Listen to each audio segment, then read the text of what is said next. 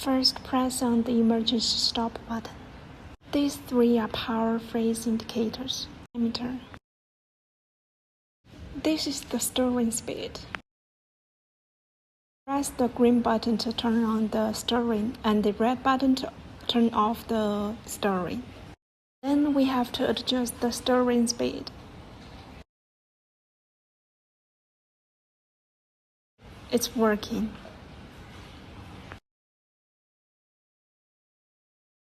So if we need to heat up the liquid, then we have to turn on the heating switch.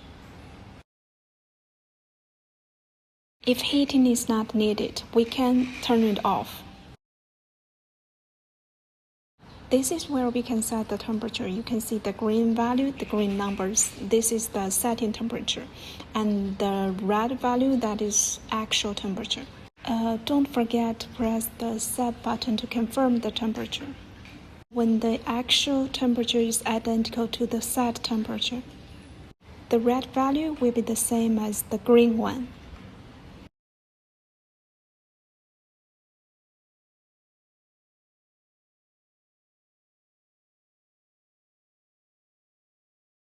Turn off the machine first, press start off, then emergency stop button.